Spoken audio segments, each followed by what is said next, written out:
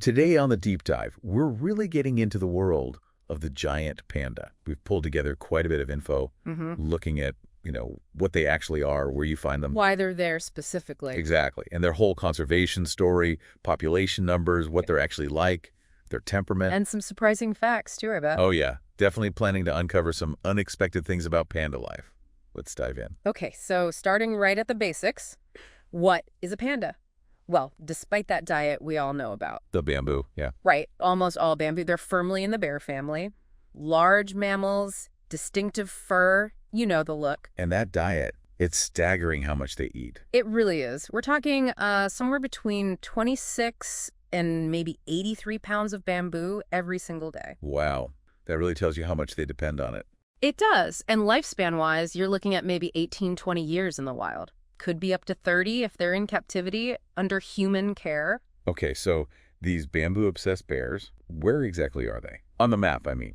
While they're native to China, specifically the sort of mountainous central regions. Like Gansu. Gansu, yeah, Sichuan province, especially the Minshan Mountains there, and also Shaanxi province, which is home to the Qinling Mountains. And there's a reason they're in those specific spots, right? It links back to the bamboo. Directly. Those mountain areas, they're just covered in these dense bamboo forests. It's exactly what they need. I mean, elevation matters too. Generally between about 1,500 and 3,500 meters. That affects the kind of bamboo that grows there. Interesting. And what's really interesting is the Minshan Mountains seem to have the highest density of wild pandas, but then you have the Qinling Mountains. That's where the brown ones are. Exactly. The brown panda subspecies, they're sort of geographically isolated there, develop their own unique look. Fascinating. Now, let's talk conservation, because their status, it's changed, hasn't it? Sounds like some good news, but maybe not the full picture. Yeah, that's a good way to put it. They were classified as endangered for a long time, but then in 2021, they got moved to vulnerable. Which sounds better. It is better. It definitely shows that the conservation work has had an impact, but, it's crucial to understand vulnerable still means they're considered a threatened species. So progress, but still a ways to go. Precisely. It's not like the job is done. It really highlights how things like protecting their habitat and cracking down on poaching, how those things can genuinely make a difference, turn the tide a bit. Right. And speaking of populations, those numbers tell a story too. You mentioned a peak earlier. Yeah, the data suggests back in the mid-70s, maybe 74 to 77, the wild population might have been around 2,500. Okay, but then a drop. A pretty significant one, yeah. By the late 80s, say 85 to 88, estimates were down closer to just 1,000 in the wild. Oof, that's a steep decline. What was driving that? Well, likely a combination of things, but a big factor was probably habitat fragmentation. Breaking up their forests. Exactly. Chopping those large bamboo forests into smaller, isolated bits makes it harder to find food, harder to find mates. Other pressures too, of course. But things have improved since then. Thankfully, yes. Later surveys show a rebound. Those protective measures we talked about, they seem to be working, leading to some growth in wild numbers more recently. That's good to hear. And don't forget the captive population. That's grown quite a bit too. Around 400 back in 2015, but closer to 750 by 2023. So those breeding centers are important. Hugely important for research and kind of like an insurance policy for the species. Okay, so we know where they are, roughly how many, but what are they like? Their personality. Sources describe them as pretty gentle, kind of laid back. Yeah, generally calm, spending most of their time, lounging and eating bamboo. Playful sometimes, too. Not aggressive, then? Not typically, no. But like any wild animal, they can get defensive if they feel threatened, or if you mess with their food. And while we often see them together in zoos out in the wild, they're mostly solitary. Really? They keep to themselves? Pretty much. They set up their own territories, especially around good bamboo patches, and just live independently. Huh. Solitary bears. Yeah, and that actually connects to one of those surprising facts you mentioned earlier. Oh, yeah. Okay, lay it on me. What's surprising about these calm, solitary bears? Okay, get this. Their hearing. They have ultrasonic hearing. Ultrasonic, like super high frequencies. Exactly. Frequencies humans can't even pick up.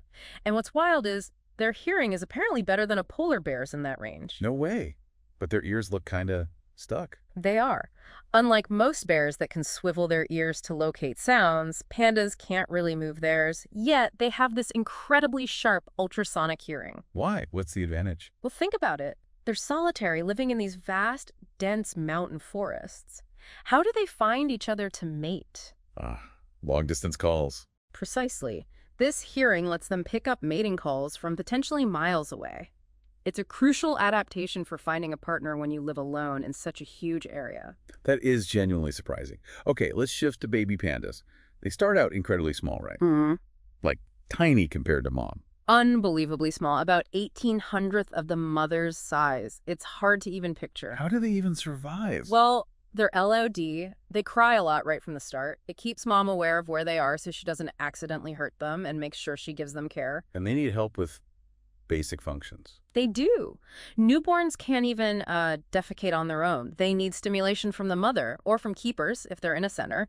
Shows how utterly dependent they are at first. Wow. So it's a slow build to independence then.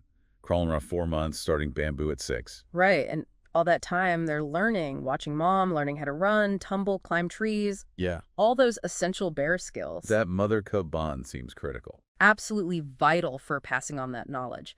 But it doesn't last forever. Usually around 1.5 years old, the young panda heads off on its own. And then they're ready to find their own territory. Eventually, yeah. They reach maturity around 5 years old, ready to breed and establish their own patch. Okay, back to the bamboo for a second.